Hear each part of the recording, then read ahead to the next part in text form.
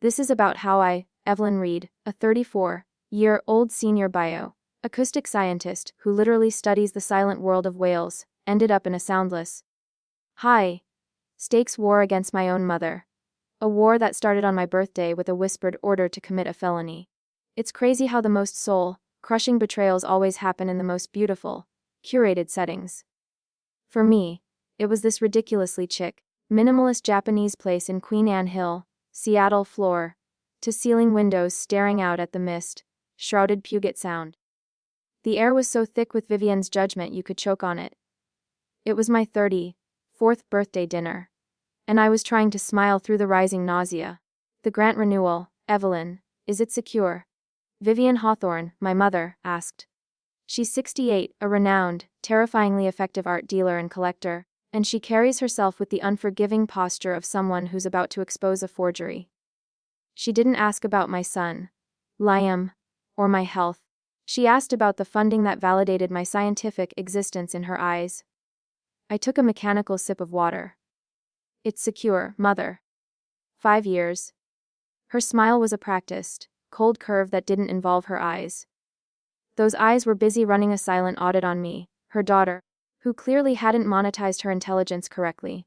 My father, Julian Hawthorne, 71, a retired oceanographer, was a ghost at his own table, absorbed in his tablet, probably chasing data on some deep sea drone survey, preferring the silence of the abyss to the domestic chaos of his life. He'd only surfaced from his screen once, to grunt when the expensive steak arrived, then sank back into the numbness he'd perfected over 4 decades of marriage to Vivienne. My brother, Rhys Thorne, 36, a spectacularly unsuccessful classical musician, raised his glass, offering a toast that felt thin and brittle, like old glass ready to shatter. Happy birthday, Sis! To saving the planet, one whale song at a time. His wife, Serafina, squeezed his arm, her nervous energy frantically, trying to suck up the negative space between us with meaningless chatter about her foundation board work and the perpetual Seattle gloom. I offered them my masterpiece, The Scientist's Detached Neutrality. See, everything is data. No emotional response detected. Inside, my stomach was a fist. Tonight was supposed to be a small act of freedom. Liam, my 7-year-old, was safe at my lab partner Maya's place. Meaning I didn't have to rush home for the bedtime ritual. I should have felt light, but I felt like I was sitting naked under a spotlight. The expensive sashimi tasted like styrofoam and lies. My focus was on my mother. She kept glancing at her vintage Cartier watch, then at Rhys, a cold signal passing between them that felt colder than the winter outside. The waiter arrived with the dessert, a towering deconstructed matcha cake with a single, lonely candle flickering against the elegant darkness of the cafe. Make a wish, Serafina chirped, but I didn't. I just closed my eyes for a silent, desperate prayer for strength. When I opened them, my mother was leaning in close to Ruz, her voice a low, vicious murmur. The kind of professional whisper you use when discussing confidential, high-value asset transfers. While everyone's here, get over to her apartment and retrieve the safe deposit box key. Retrieve the key. The words didn't compute at first, they just hung there, suspended with the candle smoke. Retrieve my key. The one I kept hidden. Rhys flinched, his eyes flicking to me before settling on the white tablecloth. His jaw tight with shame and desperation. Serafina's bright smile finally evaporated, as she caught the tail end of the exchange, pure confusion clouding her face.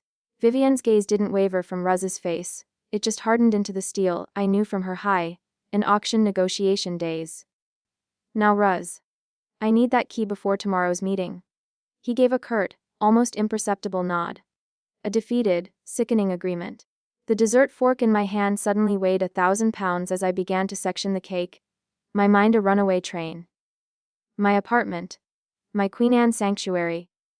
The place I scrimped and saved for, the walls covered in Liam's wobbly drawings, the fridge plastered with his Student of the Week certificates, held up by the chipped T-Rex magnet he loves. Our safe space. I forced the neutral scientist's smile back onto my face. Passing plates around the table, as if my mother hadn't just ordered my desperate, financially ruined brother to commit theft against me, while I sat here playing the dutiful daughter. In a minute, Rise muttered, standing up abruptly, and mumbling something about needing to call his conductor, before vanishing out the door into the misty Seattle night. The next 40 minutes were a masterclass in emotional endurance. I laughed at one of Julian's rare jokes about tidal patterns. I gave detailed, professional answers to Vivienne's pointed questions about my career trajectory at the Institute. I even showed Serafina a video of Liam trying to dress the dog in a superhero cape, all while running a silent, agonizing clock in my head. Imagining Rise scrambling in my small foyer, prying at the building's key lock box he knew the code to, desperately trying to access my apartment key and get to the prize. Every sip of sake was a throat-burning refusal to break. Every forced laugh felt like a muscle tearing. I checked my watch, then the door, then my phone. A desperate loop of anxiety that, somehow, everyone at the table, steeped in their own denial, seemed to miss. Finally, the door opened, letting in a gust of cold air and rain. Rise stumbled back inside, his jacket damp, his face pale and drawn. He didn't meet my eyes as he slid back into his seat. "Everything all right?" Serafina whispered, her hand immediately going to his arm. He didn't answer her. His hands were visibly shaking as he reached for the water glass. A heavy, palpable silence descended on the restaurant. The atmosphere, which had been falsely warm, now felt suffocating. Vivienne's thin eyebrows knitted together as she scrutinized Rise's face. His silence spoke volumes. The mission failed. Something went terribly, irrevocably wrong. I had years of practice pretending everything was fine, just to get through a family obligation.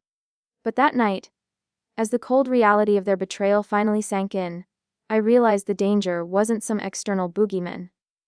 It was sitting right there, sharing my birthday cake. Half an hour later, the whole rotten affair was over. Julian mumbled an exit line about an early survey launch. Vivienne pressed a cold, perfumed kiss onto my cheek, her eyes promising a reckoning. Ruz wouldn't look up as Serafina gently guided him out the door. I sat alone in my compact sedan in the parking garage, the rain drumming a frantic beat on the roof. My knuckles were white on the steering wheel. My phone buzzed on the passenger seat, loud, insistent, and terrifying. Unknown caller. I ignored the first 2 calls, but the third one hit 5 minutes later. I answered it on a ragged breath. Ms. Reed. The voice was female, formal, and utterly detached. "This is Detective Anya Sharma, Seattle PD. We need you to contact us immediately regarding your residence. There's been an incident." The words were a physical blow. What happened? My voice was thin, reedy, barely my own. "There's been a reported break-in. Signs of attempted forced entry on the main door. Are you able to return to your apartment in Queen Anne?" "I'm on my way." I drove too fast through the slick, dark streets, the wipers a futile blur against the downpour. Liam's telescope. His favorite worn-out blanket. The photo gallery wall. My focus became a tunnel of fear. 2 blocks from my building, I saw the flashing lights, blue and red washing over the gray brick of my apartment building. I parked and ran out of the car, leaving the keys dangling, running toward the yellow tape that sliced across the entrance to my home. A uniformed officer stopped me cold. "Mom, you can't cross this line. I live here. Apartment 3B, Evelyn Reed." Detective Sharma called me. He looked at my face. My rain-soaked terror must have been enough, and lifted the tape. "This way." Detective Sharma was waiting in the lobby, mid-30s, with the tired eyes of a woman who'd seen too much Seattle rain, and too many bad people. "Miss Reed." I nodded, trying to force air back into my lungs. "We responded to a 911 call about a possible break-in. Your exterior key lockbox was tampered with. Then the door 3B shows signs of forced entry. Crowbar marks around the lock." She flipped a page in her notebook. "The strange thing is, nothing appears to be missing. No obvious theft of electronics, jewelry, or cash." Movement behind her caught my eye. "Rise." He was leaning against the wall, talking quietly to another officer. When he saw me, his face crumpled into genuine grief. He shoved past the detective and gripped my arms. "Evelyn, I am so sorry. Mom sent me." I tried to get the spare key, but the box was empty. I panicked and tried to pry the main door, but it was too secure. I freaked out and called 911 anonymously. His confession hung in the air, a final, awful verification of the whispered instruction at dinner. My mother, my brother, the ambush. Detective Sharma watched our exchange with a narrowed, assessing gaze. Your brother arrived here about 40 minutes ago, said he was checking on your place and found the door like this. Yes, I managed, pulling my arms free of Ruz's desperate grip. There's one other thing, Sharma added, her voice dropping to a low rumble. The perpetrator tried a key first. It didn't work. Then they used the crowbar. We found small metal filings from the lock cylinder. My blood ran cold, solidifying in my veins. The sinking feeling from last month. The building superintendent, a guy named Silas Croft, who had lingered too long when checking the HVAC key unit. His eyes sweeping across the small collection of expensive acoustic equipment I kept on a shelf. The unsettling way he'd smiled. That unease that had prompted me to change the locks myself just 3 weeks ago. That's why the key failed. This wasn't random. Someone had a key to my home. A key that no longer worked. The truth was a shard of ice in my heart. This whole mess wasn't some random Seattle street crime, it was targeted. Someone I knew. Someone who had access or felt entitled to access, had a key to my apartment. And my gut told me exactly who was involved. I couldn't breathe. The realization that the failed key belonged to someone they hired, someone who was trying to enter my home, before Rise decided to smash his way in, solidified the terrifying truth. This wasn't just a family conflict, it was a criminal operation, and I was the target. I managed to pull away from Rise, whose face was a pathetic portrait of fear and guilt. Detective Sharma was watching me, her expression professional, but intensely focused. Can I go up? I asked. My voice now strangely steady, the terror having crystallized into pure, cold determination. I needed to see the damage. I needed to see what they were after. Sharma nodded, and held the yellow tape aside for me. Raz tried to follow, but Sharma's partner held him back with a quiet, authoritative word. The walk down the hallway felt like crossing a boundary I could never uncross. The yellow tape stretching across my doorway felt like a scarlet letter. The doorframe was splintered. Raw wood screaming silently around the bent metal of the lock. A visible wound on the safe place I had worked so hard to build for Liam and me. Viv processed the scene, try not to touch anything unnecessary. Sharma cautioned as we ducked under the tape. Stepping into my apartment. The air itself felt heavy with violation. Everything looked untouched. The mid-century modern furniture in the living room was precisely where I left it. The kitchen counter gleamed. My acoustic workstation sat innocently on the coffee table. But when I turned toward the small shelf, where I kept family photos, I stopped breathing. 6 framed pictures, all of them of Liam and me, were lying face down. They hadn't been knocked over, they were meticulously, deliberately placed, lined up like a row of small, silent accusations. It wasn't random, detective, I whispered, the words grating in my throat. He was sending a message.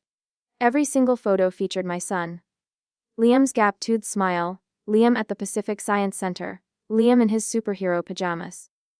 The perpetrator wasn't looking for a quick smash and grab. They were looking for a specific item, and they left a message targeting the one thing I held sacred. I walked through the apartment, a slow, methodical cataloging of the wrongness. Nothing was stolen, nothing was visibly ransacked. But in my bedroom, my nightstand drawer was slightly ajar. Sitting on top of the cherry wood, stark against the dark wood, was a single, white envelope that absolutely, definitively, had not been there this morning. My fingers trembled as I picked it up. Inside was a single sheet of paper. One typed line. Tell Vivienne the truth is always louder than silence. My knees gave out and I sank onto the edge of the bed, the note rustling in my shaking grip. The silence of the apartment was suffocating. Sharma's radio crackled to life, pulling her into the hallway for a low, urgent conversation. When she returned, her expression had hardened into granite. We detained a suspect 3 blocks from here. Silas Croft. He was your former building superintendent, fired last month for harassment. I remembered the name. The greasy friendly smile. The way his eyes had lingered on my vintage acoustic equipment. We found his prints on the back of your picture frames. Sharma continued, her voice low and deliberate. And we got a preliminary look at his bank records. There was a recent deposit. 5,200 transferred yesterday from an account belonging to the Hawthorne Family Trust. She paused, letting the name sink into the silence. The memo line said, acoustic survey fee. The room tilted. Acoustic survey fee. A deliberate, sickening taunt tied directly to my professional life. The whisper at the birthday dinner. The crowbar marks on my door. The face, down photos of my son. The threatening note. The FATH 200. Vivienne, my mother. My blood turned to slush. She had paid a fired, disgruntled superintendent to break into my home. To send a message about Liam. The true realization. The core of the betrayal I had ignored for years crashed over me. My family wasn't just controlling and judgmental. They were criminals. They were dangerous. I spent the rest of the night on my couch, wrapped in a blanket, staring at the white envelope, the single typed line mocking my sleepless anxiety. Tell Vivienne the truth is always louder than silence. Sharma's words were on repeat, the key that didn't fit. The 5,200 transfer. The Hawthorne Family Trust. What truth was this note referring to? I kept cycling through my memories, trying to find the missing piece, the reason Vivienne would risk this level of exposure. And then, at 400 a.m., the camera snapped into horrible focus. 6 weeks ago, a Saturday morning, I'd driven over to my parents' sprawling Medina estate, planning to collect a few boxes of Liam's old toys from the storage room above the garage. Julian was out on a research vessel. Vivienne was at an auction in London, perfect anonymity. The storage room smelled of dry cedar and old money. I was moving aside an ornate, century-old tapestry when I saw it. A heavy, burgundy, colored leather folio tucked deep behind a stack of framed, worthless estate sketches. The label was embossed in faded gold, VH. Trident Acquisitions. Trident Acquisitions. I had never heard of it. I told myself to leave it. But the chilling instinct that had made me change my locks just days ago took over. I lifted the lid. Inside, stacked with Vivienne's characteristic, intimidating order, was a collection of documents that made my blood run cold. Property deeds for shell companies I'd never heard of. Offshore bank statements from places like the Cayman Islands and Switzerland. And the most sickening detail of all, a stack of legal documents and partnership agreements for a shell company called Trident Acquisitions, all bearing signatures identical to mine. But I had never signed them.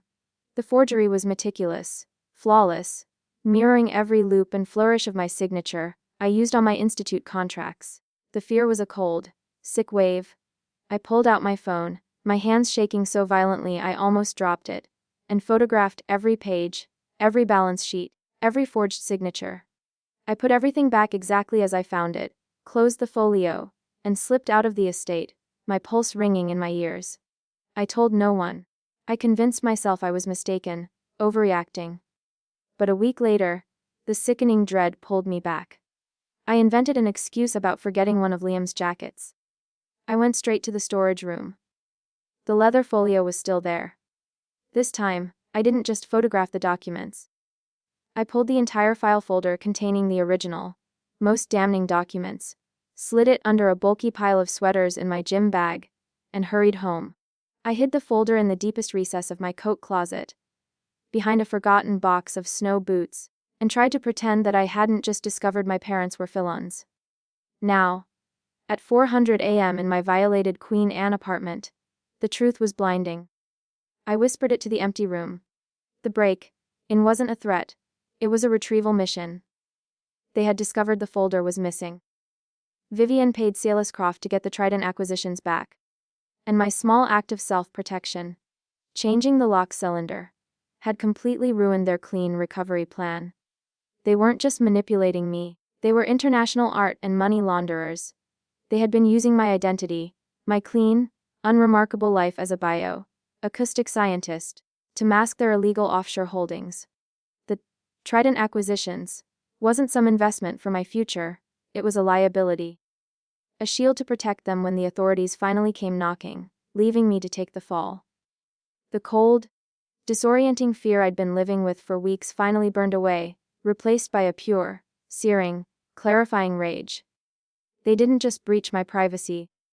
They jeopardized my son's future. They use Liam's mother as a sacrificial lamb for their white collar crimes. I got off the couch, the blanket pooling at my feet. My movements were steady, precise. I walked into the bedroom, opened the closet, and retrieved the folder. It was thick, heavy with the weight of years of lies and forged documents. Physical, undeniable evidence. The truth that found its way home, not to Vivienne, but to me. For the first time, I felt powerful. I held the real keys now. I glanced at my phone. 4:05 a.m. The Seattle sky was turning a dark, bruised gray. My hands were perfectly steady as I typed a message to my mother. Dinner. My place. 7 p.m. alone. We need to discuss the Trident acquisitions. I hit send without a moment of hesitation. Then I called Maya. Hey? I said when she answered, groggy sleep thick in her voice. Can you keep Liam one more night, please? Something big is happening. Of course? Maya said, instantly alert. Evelyn. What the hell is going on?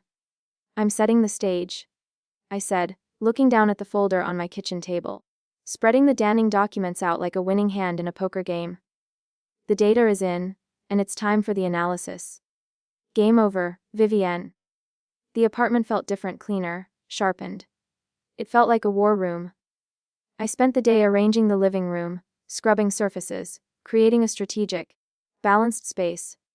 I was setting the stage for the final act. For years, I had been the family acoustic engineer, the one who smoothed the sound waves, minimizing the friction, accepting their control to avoid the inevitable explosion. But peace built on a foundation of identity theft and threats against my son wasn't peace. It was just delayed justice. The new deadbolt cylinder, the one I'd installed myself, gleamed on my door. A small, tangible boundary against the chaos. Thanks for keeping Liam again. I whispered to Maya over the phone, my voice low despite being alone. Just one more night. As long as you need. She replied immediately, the concern in her voice solid and unwavering. Are you sure you don't want me there when she arrives? No, I said, a surprising steadiness in my tone. This has to be between us. I have to see it through. This is my data set. After hanging up, I took a deep breath.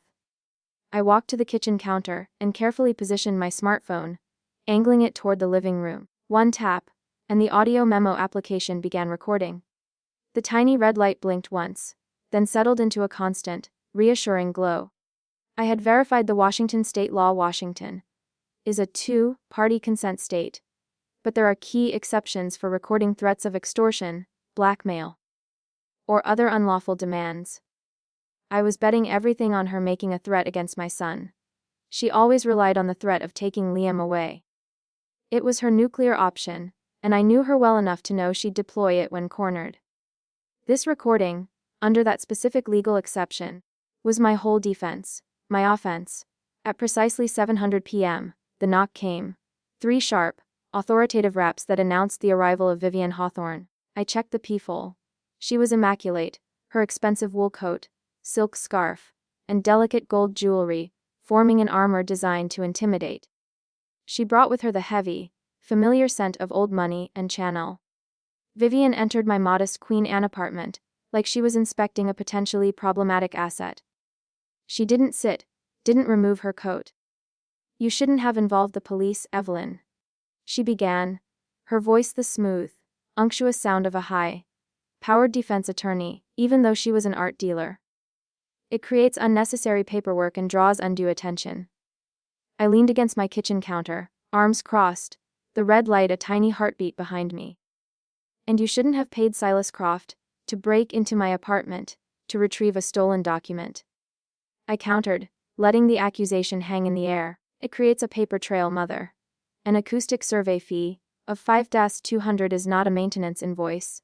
It's payment for a felony. I watched her closely.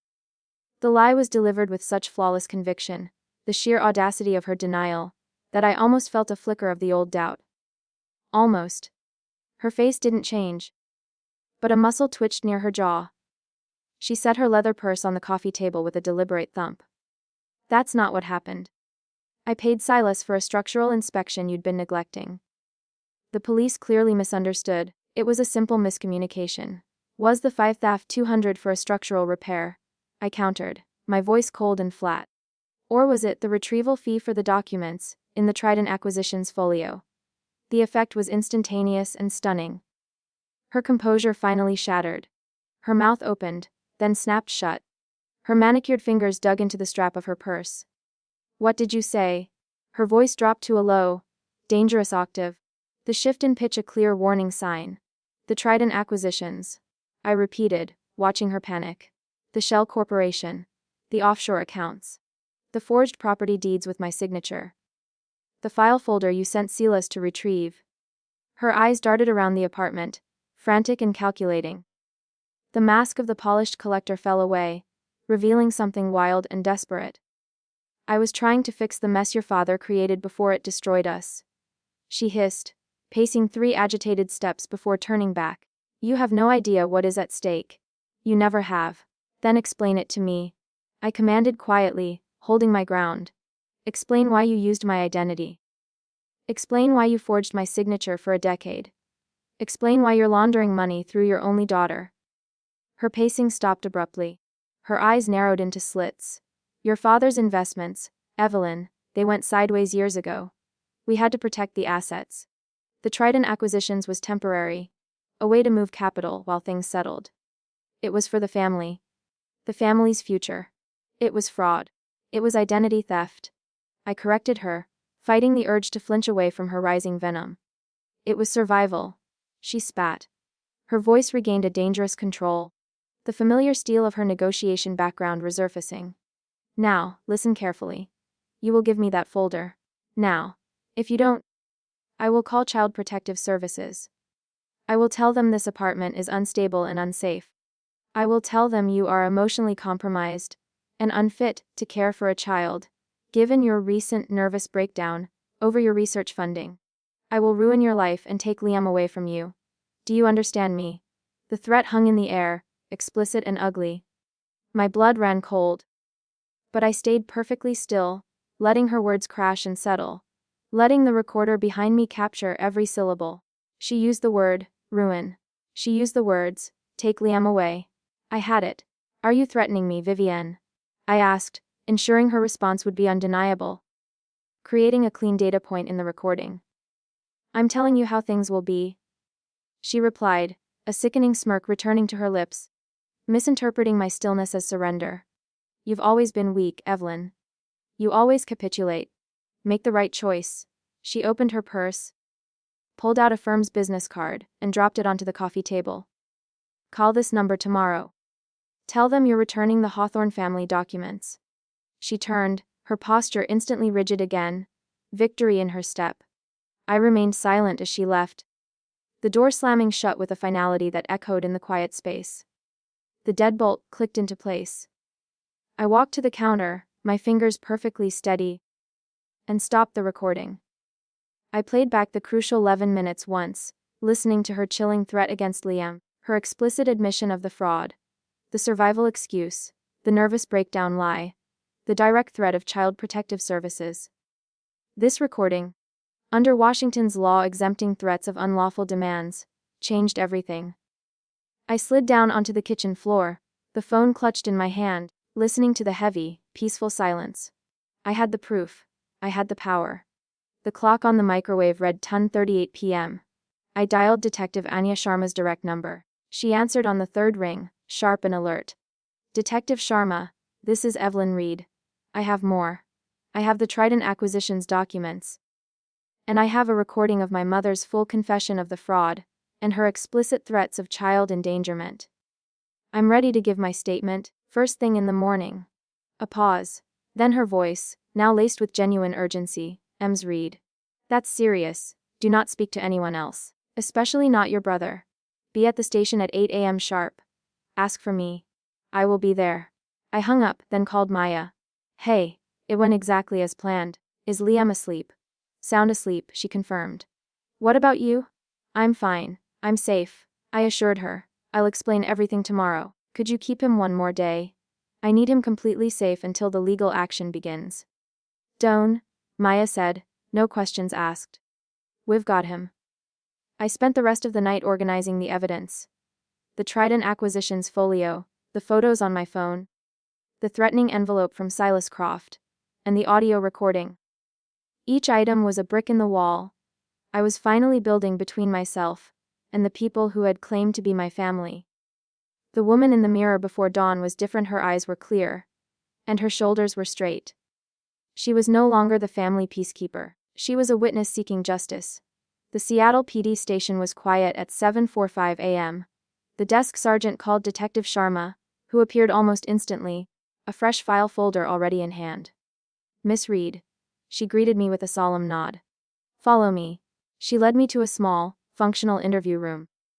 I sat down and placed the stack of evidence on the table. I started with the Trident Acquisitions folio, the forged deeds, the offshore bank statements, the tax documents. Then, the time-stamped photos on my phone of the original discovery. The envelope from Silas Croft. Finally, I placed my phone on the table and hit play. For the next 11 minutes, we listened in silence as Vivienne's voice filled the room.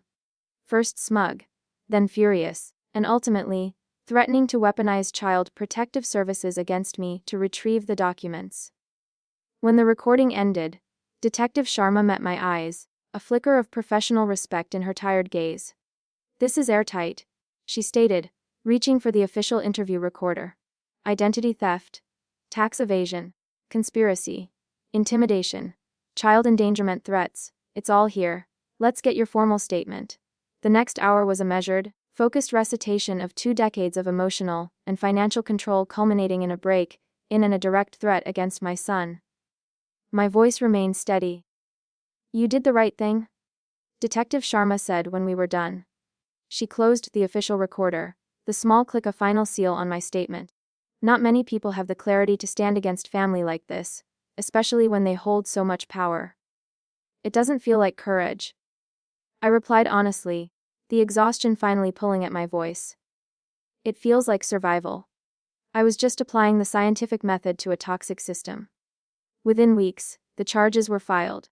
The legal machinery I had set in motion was slow, methodical, and devastatingly effective.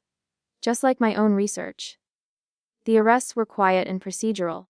No public drama, just officers arriving at the sprawling Medina estate early one morning, shattering the silence of old money.